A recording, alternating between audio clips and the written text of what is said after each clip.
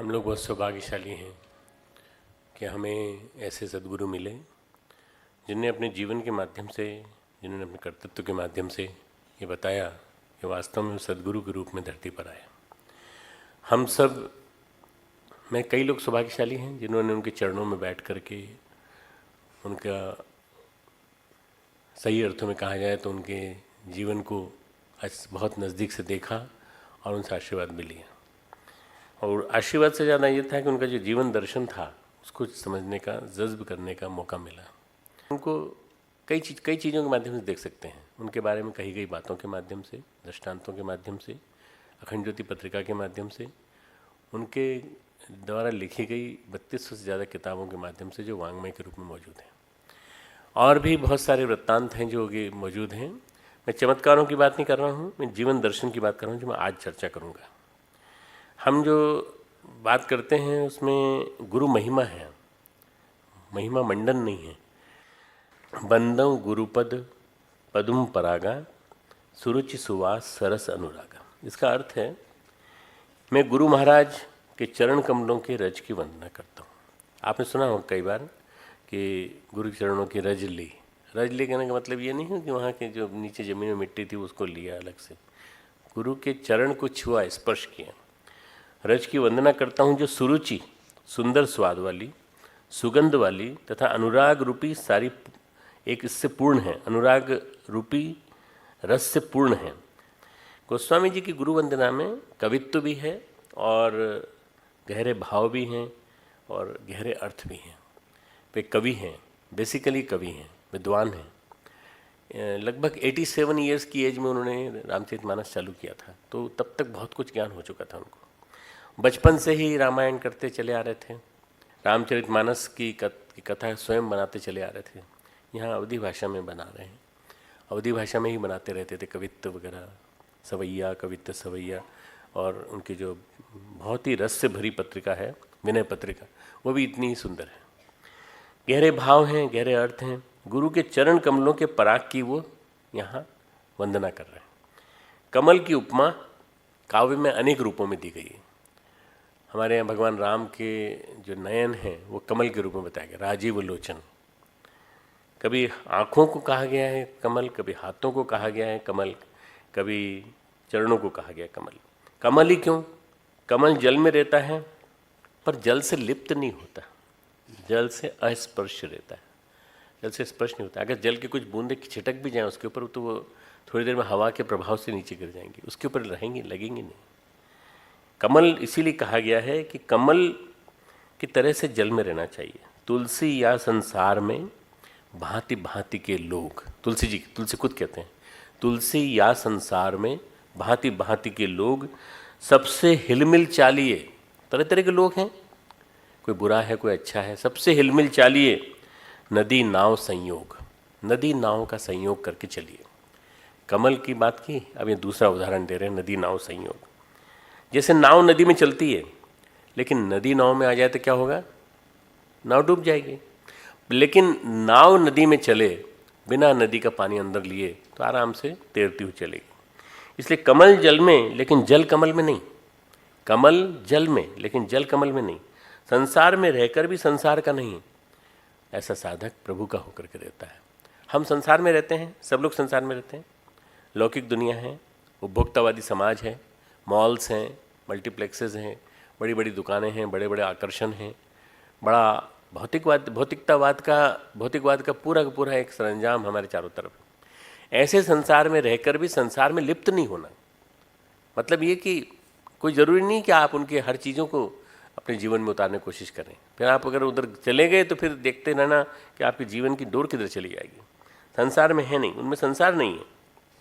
तो हम इसी संसार में रहते हैं, पर जो साधक लोग हैं, जो गुरु को मानते हैं, वे संसार में नहीं है। गुरु में भी संसार नहीं है, गुरु संसार से परे है। गुरु कृपा के सागर हैं, गुरु नर रूप में नारायण है। गुरु कृपा के सागर हैं, नर रूप में नारायण, नरहरि। भाव ये कि चरण कमल से बोध भी हम नहीं कर पाते। संसार में रहना है तो भी संसार को अंदर नहीं आने देना है अपने को, संसार में रहना है।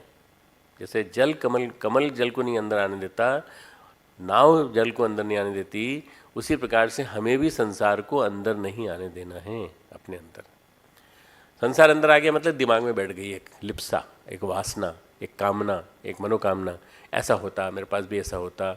हम जब चलते हैं, दुकानों के बीच में चलते हैं, देखते हुए चलते हैं, तो कई चीज़ें अच्छी लगती हैं, बहुत अच्छी लगती हैं।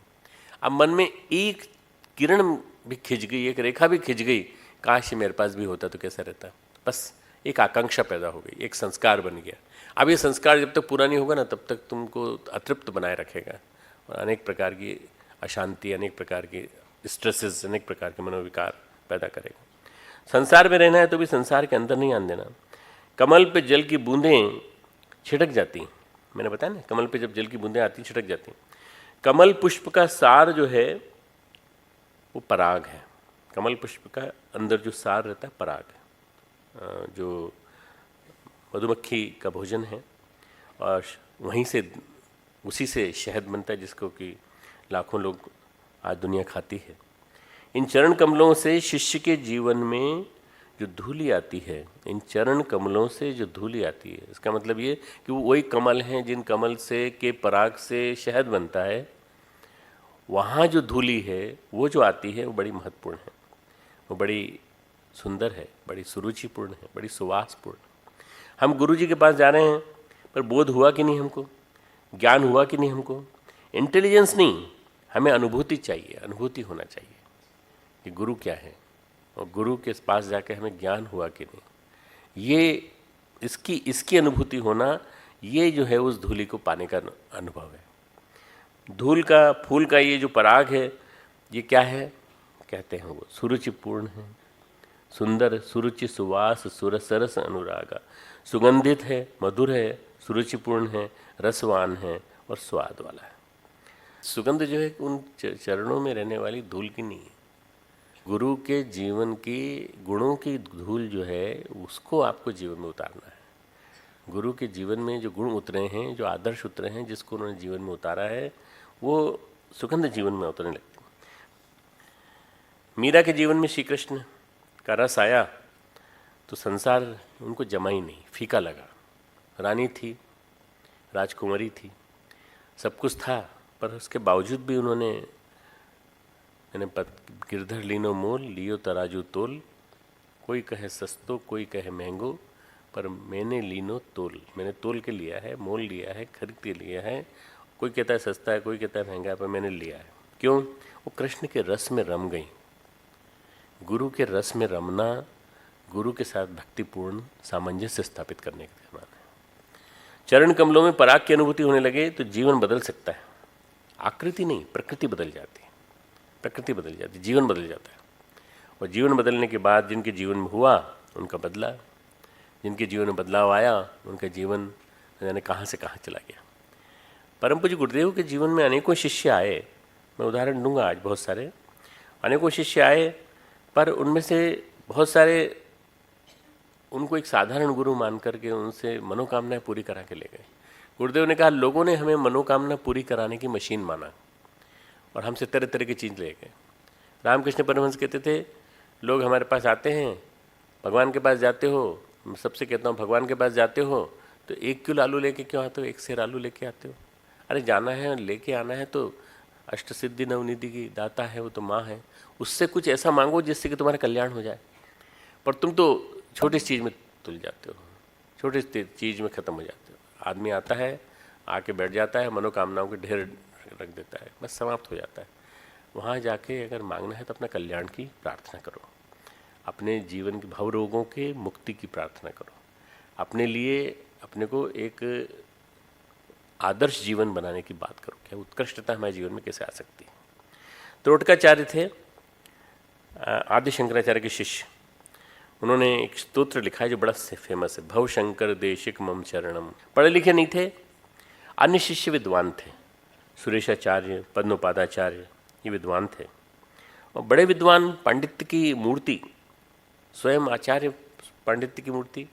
और त्रोटकाचार्य उनके कपड़े धोने वाला एक साधारण सा शिष्य, पर शिष्य तो था, शिष्य था, उनका व्यक्तिगत कार्य करता था। आधारभूत जो भी कुछ वो रचना करते थे, वो उन दिनों वेदांत सूत्र का शारीरक भाष्य कर रहे थे, वेदांत सूत्र का शारीरक भाष्य कर रहे थे, अनुवाद कर रहे थे, ट्रांसलेशन। आधारभूत भाष्य कहलाता है ये वाला। और ये ऐसा कहलाता है कि सारे वेदांत के जितने भी ग्रंथ पढ़ने वाले लोग हैं, इसी भाष्य के आधार पर पूरे विश्व में, चाहे कोई भी हो, रामकृष्ण मिशन हो, चाहे वो गायत्री परिवार हो, चाहे कोई भी हो, इसी आधार पर पढ़ता है। आधारभूत जो सूत्र थे वो दिन में लिखते थे, शाम को पढ़ाते थे, इसी को शाम को पढ़ाते थे। मैंने जैसे आज ये लेक्चर तुम लोगों के लिए तैयार किया, तो सुबह लिखा है, शाम को तुमको पढ़ा रहा हूँ। अब मेरे लिए अभ्यास भी है। वो कथा वार्ता करते थे, कथाएं सुनाते थे और भाष्य सुनाते थे, भाष्य के क्वेश्चन पूछते थे। तो बड़े विद्वान लोग थे, सुरेशाचार्य, पद्मपादाचार्य, बड़े विद्वान जो आगे चल के जिन्होंने चारों मठ संभाले, वो लोग थे। उनको कथा वार्ता प्रश्नोत्तरी की छूट प्राप्त थी। त्रोटकाचार्य भी उसमें बैठते थे, पर बाकी जो विद्वान थे वो उनके ऊपर हंसते थे। एक दिन शाम को वो नहीं आए तो आचार्य बोले कि भाई आज त्रोटक नहीं आया, क्या बात है, कहाँ रह गया? तो महान योगी आचार्य शंकर सीधे शंकर का स्वरूप थे उस जमाने में, उनको डायरेक्ट शंकर का स्वरूप माने। आज हम लोग कहते हैं कि नहीं, परम पूज्य गुरुदेव के लिए भगवान महाकाल का स्वरूप है परम पूज्य गुरुदेव, प्रखर प्रज्ञा विद्महे महाकालाय धीमहि तन्नः श्री राम प्रचोदयात्। हम लोग मानते हैं ना उनको महाकाल का रूप, तो महाकाल का रूप मानते हैं। ऐसे उनको आचार्य शंकर को शंकर का रूप माना जाता है, साक्षात शंकर का। उनके बाद तेलंग स्वामी का स्वरूप आया, जिन्होंने शंकर आचार्य शंकर के रूप में स्थापित हुए। उसके बाद परम पूज्य गुरुदेव का स्वरूप आया, जिनको आचार्य शंकर के तरह से भगवान शंकर का रूप माना जाता है। तो उन्होंने प्रश्न पूछा कि कहाँ है भाई वो? तो सुरेशाचार्य बोले, वो आए ना आए क्या फ़र्क पड़ता है, उसको समझ में तो कुछ आता ही नहीं है। वो आए ना आए क्या फ़र्क पड़ता है, क्या फ़र्क पड़ता है? आप तो चालू करिए सर, आप तो चालू करिए, क्लास चालू करिए, वो नहीं आए तो क्या फ़र्क पड़ता है? बस आचार्य ने यह भाव जान लिया, और आचार्य ने भाव जान करके कहा त्रोटक के लिए, अच्छा त्रोटक आचार्य के लिए समस्त योग, सारा दर्शन, सारी भक्ति, सब कुछ उनके गुरु के चरणों में था। वो गुरु के कपड़े धो रहे थे, धोते धोते थोड़े विलंब हो गया। उनके मन में संसार नहीं था, उनके मन में गुरु ही गुरु संव्याप्त थे। पढ़े लिखे अहम से ग्रसित लोगों से बिन पढ़े अच्छे।